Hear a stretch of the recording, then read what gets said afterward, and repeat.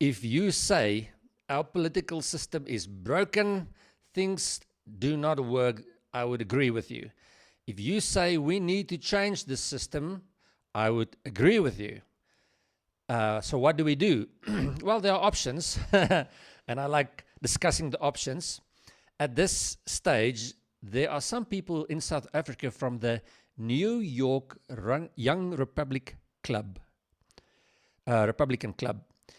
and these guys are on a fact-finding mission. Because what you find international and in America in the news is what you can hear from some celebrities and what you can get from news programs like 60 Minutes. And they thought, well, let's go have a look, because it sounds like there might be some contradictions between what these people say and what some other people claim is happening there. Amongst other things, the farm murders. And so they have been in the country at this stage, I think, about 2 weeks. They are here for another week. And I'm glad to bring you their findings. They had a press conference yesterday hosted by Lex Libertas in Pretoria, and I was lucky enough to be there. And so please grab a coffee and let's talk about what they found here. Radio Nuwe. Your Christian lifestyle radio station. Chat with Corné. We scratch Where it itches. Good day, all you beautiful people. Welcome to Radio Nuwe and this program, Chat with Corné. I am Corné, and I invite you to chat with me. I have the microphone for now, but you are welcome to send in your feedback, your thoughts, whatever comes up. You are welcome to do that. Let's see if I can find this for you quickly. Where are our contact details? So you can either send me an email to this address here, and I'll gladly respond or answer you in a follow-up program or whatever the case may be. And if you would like to rather send just a message, you can do that via WhatsApp or Telegram to that number there. Now, I'm very excited about today's chat because it is like a very concrete, okay, this is what we found, and these are the next steps that we believe could happen to move this whole thing along of how do we change the system in South Africa that is so obviously not working for the majority of the people. It benefits around 100 families in this country and the rest not. It is not a racial issue. It is not a language issue. It is the system is heading in the wrong direction, and it doesn't show any signs of stopping. So what do we do except to just sit and complain? Now, I am going to play you mainly the audio clips of the press conference so that you can hear for yourself from the people themselves what they had to say about this whole thing. Mainly, you will hear the voice of Stefano Forte, who is the chairman of the New York Young Republican Club. And so I'm glad to bring this to you. I hope you would agree with me that this is like very concrete.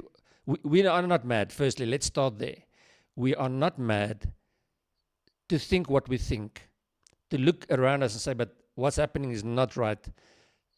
And here are people from outside the country having a look at this for themselves. They are touring around.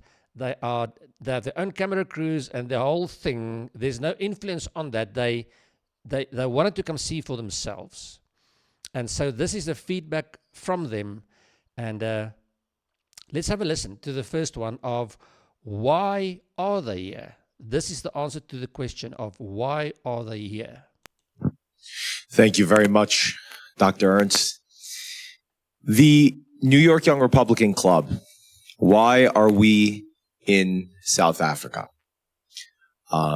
It's a question that many have asked, and we've tried to answer through our social media and visits. We see something happening in South Africa that seems very familiar to us. We believe that what is going on in South Africa is DEI, diversity, equity, and inclusion, brought to its natural conclusion.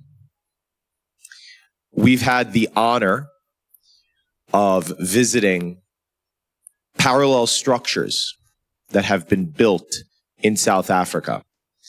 One of which that really was a humbling experience was Eden Academy, where we met with some of the children and to see what the Afrikaner community is doing for itself. We watched, and the timing couldn't have been any better, 60 Minutes come down to South Africa to try to debunk what the Trump administration and many on the right have been saying about what is going on in South Africa. And we decided that we wanted to see for ourselves what is actually going on here. And what we could tell you is there is serious violence against the Afrikaner community. They claim that the White Cross Monument does not exist. We went and we saw it for ourselves. This absolutely exists. And why anybody would try to deny its existence is beyond me. So what the New York Young Republican Club has done is brought the message to the American people that there is a problem in South Africa. Why should we care? That's the next question that many people will ask, especially on the America First right, which I am a part of. Why should we care about what is going on in South Africa? We should care because these are our civilizational kin. The Afrikaners are our civilizational kin. There is a connection between the Afrikaners and the Americans. Something of a shared history. It may not be the same, but it definitely rhymes. So we have come here to see for ourselves what is going on. We have seen poverty, violence, and a government that simply does not care. If it can happen here, it can happen in the United States, and we need to understand the warning signs to stop it in its tracks. That's why we have come to South Africa. So there you can hear the motivation behind this thing. And it's very interesting what is said about they are looking at South Africa of this is what will happen if you just let things go on the whole inclusivity thing. And there's a lot of things in the world that sounds like, well, we are for what everybody agrees on. Everybody wants to, have people feel safe and included and all those kind of things. It's like, every government on earth claims it's for the people, but usually the harder they shout for the people, the less they are for the people in principle or in practice, rather. And it's the same thing with this whole inclusivity thing. The more they shout and push for that, the more they have to exclude people to make it happen for the minority of people that they would like to include in the whatever it is. So a very interesting observation that the United States is looking at South Africa to see what could happen to them if they do not proceed with caution and stop things in the tracks in the US as well. Now, the good news is this wasn't just let's look and then we go back and complain on that side.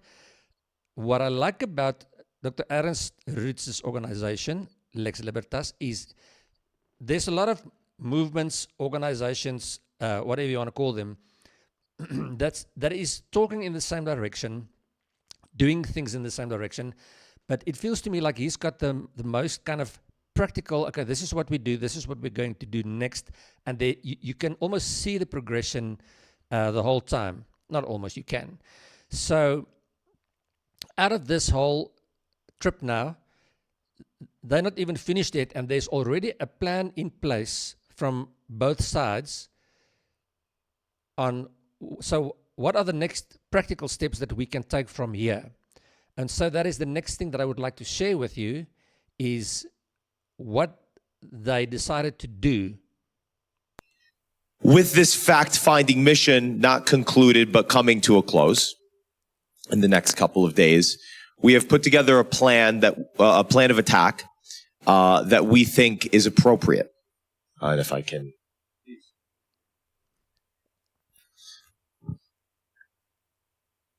Lex Libertas and the New York Young Republican Club's plan of action will be, number one, a petition for the Trump administration to appoint a special envoy to the Afrikaners and other minority groups here in South Africa. Let this special envoy conduct an investigation and bring his findings back to the Trump administration. I urge the ANC government to back this plan, because if someone is lying, we will find out. Number two, a White Cross vigil brought to the United States. These stories are so profound and violent and filled with hate. The American public needs to know about this. Just yesterday, we met with a survivor of one of these farm attacks. He was bound, beaten within an inch of his life, while his wife was raped.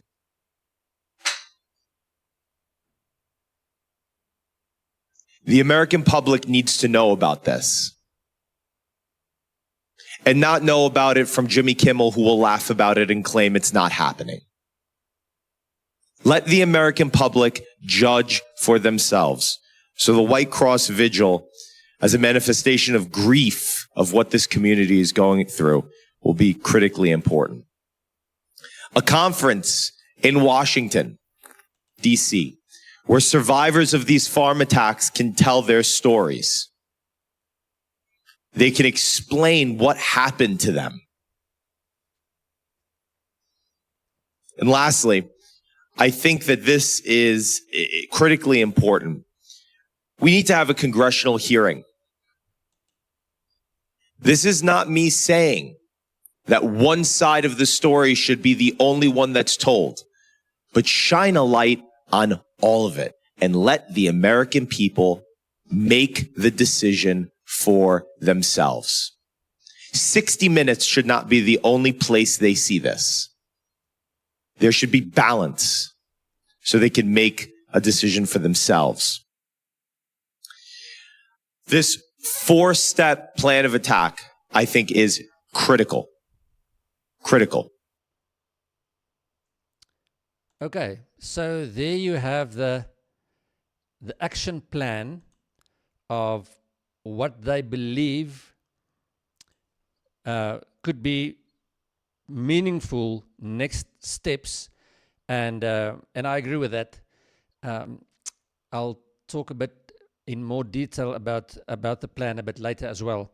So then, this was basically it. This was the heart of the conference. Is we came here for this reason. We wanted to see for ourselves. This is what we found, and these are the steps that we believe we could implement now that would make a difference. Because somebody commented on my one program 2 weeks or so ago, and the guy said, we should stop running all over the show, specifically to the US, to go get help. We have all the people, all the expertise in this country that we need. And I said to the gentleman, I agree with you. We have in this country what it takes in terms of human resources and natural resources. What you need, though, is international friends. That's what you need. You need people to side with you in whichever direction you go. And you need people to it's like a friendship group or a family. If people see you running into the wrong direction for what you are aiming for, somebody should be able to tell you. And if you're in a situation where things go wrong, then you need the friends or the family to pull in there on your behalf and say, how can we help? You need international friends. You cannot do anything on your own.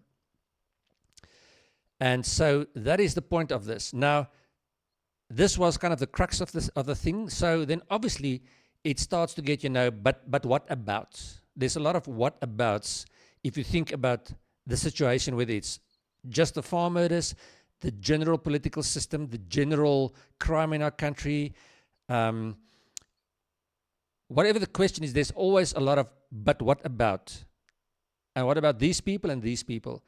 And so I would like to play you his response on, but what about all the other crime and other people groups in the country that's affected by it? So, with this fact-finding mission not concluded but coming to a close. That is still the previous one. Let's do this one of, what about the other people? Violence to anybody is wrong. We went to, I believe, the Johannesburg. We went to areas that are suffering. I don't want to see anybody hurt. I don't want to see anybody murdered. So, but there's only one group that they're denying it's happening to. That is the critical difference here.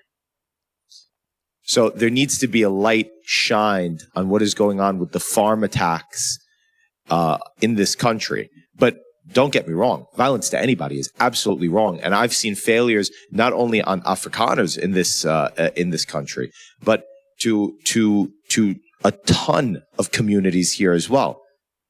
That it looks like there's no hope for them. The ANC government is not just failing one group, it's failing everybody in this country. A total lack of competence. So I do not want to see violence towards anybody. That's the good answer. What happens specifically now in situations like this is the people involved, and especially Ernst Roots and Lex Libertas and organizations like that are Afrikaner-based white organizations. Those are the people that they represent. So if they say something or fight the system or whatever, it is very easy to slap the term racist on it. And exclusive and a lot of other things. And especially if you start talking about self-governance. But because we are talking about what is beneficial to us, it doesn't mean that we hate anybody else or don't care about anybody else. Think about the practical side of something like self-governance. If we say, listen, we Boertjies would like to govern ourselves more, it doesn't even mean necessarily a different country. Some people want that, some people don't. But self-governance means we as a culture or a nation, a people group, whatever you want to call it, that identifies Afrikaners, would like to have the say about how we want things done. This is the way, kind of a more Western way of doing business. This is the way we would like to practice our religion. These are the holidays that are essential to us. You cannot take them away. Things like that. This is how we do school. This is how we treat our children. This is how we look at the world from a Christian perspective. But because I say so, and those are the things that I want in the country that I live, doesn't mean because you are Zulu, Xhosa, Italian, whatever, something else, I don't allow you and wish for you the same things. So if we fight for, say, something like self-governance, it could mean in the same country even, we have just more of a say over where we live and what we do. And the same goes for you. So if you are and you say, racist, and you are a black person, for example, would you rather have a white Afrikaner Christian guy tell you how to do your things, and maybe you want to practice your African religion, and this is how you want to raise your children, and there are things that are a little bit different. There's a lot of things that overlap, and there are things in our cultures that are like 180 degrees from each other. And to allow for that, something like this makes sense. There doesn't need to be hate in this whole thing. There shouldn't be hate in this whole thing. So please keep that in mind. Now, just a little bit more about the thing of, they had a big look at the farm murder issue. And it needs to be addressed. And the whole thing is that a lot of the mainstream media houses said, no, there is not a thing like that. There is no genocide, there's no farm murder. He said, at the very least, we are heading in that direction, the genocide side of things. But you cannot argue farm murders away or classify it as just the general crime. You can, but it's unfair. And I just want to take a minute and give you a few things. These statistics are not even from Afrikaner organizations. These are the things that you can go pull down on any ChatGPT or Gemini or whatever you use for your AI. This is where I got the statistics from. It is not a biased thing from a farmer's point of view or an Afrikaner point of view. I'm going to give you statistics firstly in South Africa of just normal murders. All the people in South Africa. Between 23 and 25,000 people per year are getting murdered in this country. It is a huge number. If you want to do the math, 65 murders per day in South Africa. If you take our population of 63.1 million, I think this was 2025 statistics, it means 0.04% of the people in this country get slaughtered every year. 38 per 100,000. That's kind of a measure that they use that people can relate to. How many per 100,000 people? 38 per 100,000 people in our country every year gets murdered.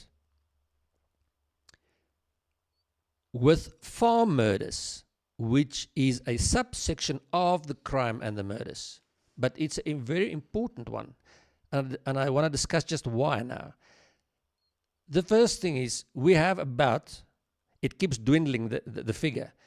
By now we have 32,000 commercial farmers left only. 32,000. 50 to 80 murders per year. Now you might say, see, a lot less. But look at the population. If you look at the whole population, it's 38 per 100,000. If you just take the amount of farmers, the 38,000 farmers, and the murder rate, it works out to between 90 and 100 per 100,000. And it peaked at one stage at 220 per 100,000. It is ridiculous. But even without that, where we sit now between 90 and 100 out of 100,000, it's 9.4%. It is a long way off from the 0.04%. You are 4 to 6 times more likely to get murdered as a farmer, a commercial farmer in this country, than if you are a normal citizen. Compared to the police officers, who has a very dangerous job, their murder rate is 45 to 55 per 100,000. So almost double of the normal population, but still half of commercial farmers. So the other thing that stands out here is not just the figures, which are vastly different if you compare apples to apples, but also the way it gets done. It is usually torture, ritualistic killings. Now, from a Christian perspective, I know people differ on these things, but in my mind, it is ritualistic in the sense of those are blood sacrifices. That's why it is done that way. And from a Christian perspective, once again, you look at this thing of the kingdom of light of God's kingdom and the kingdom of darkness. And the darkness is so evident in the farm murders. Now, I would like to end this on an interesting one, seeing that we are talking about Christian worldview. Is Stefano ended this thing of, or the conference, or the press meeting rather. He ended this on an interesting note, which I'm not going to lead into, I'm just going to play it to you.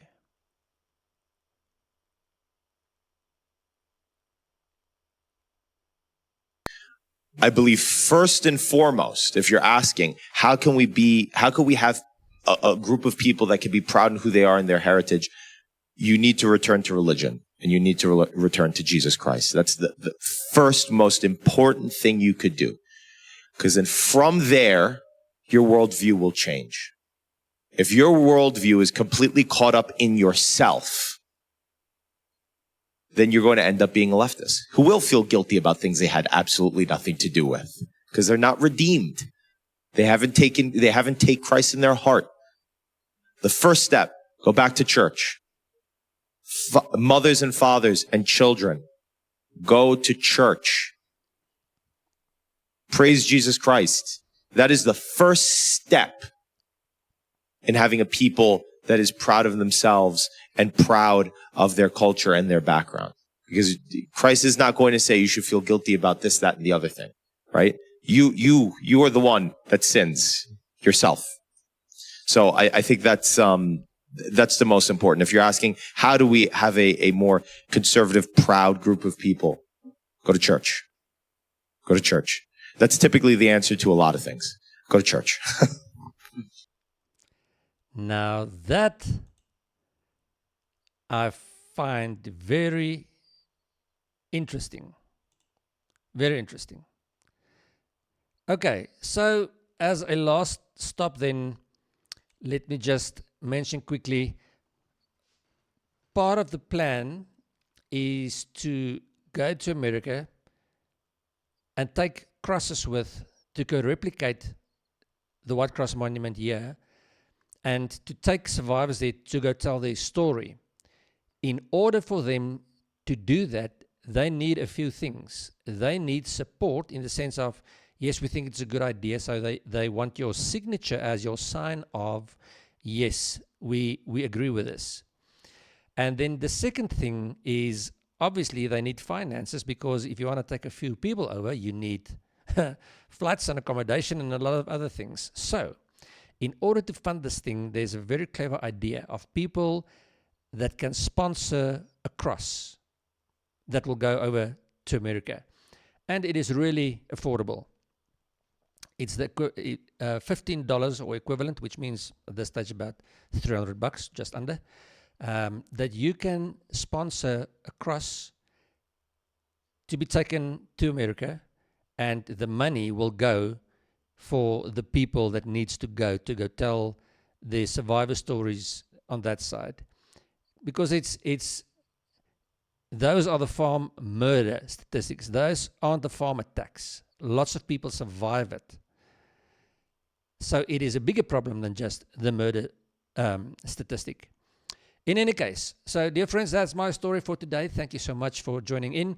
Let me just give you this at least. If you want to go read through the plan, see what they are going to do, and give your support either with your signature or with your money or with both, this is the place that you can go to go look at the plan, submit your form, all those kinds of detail.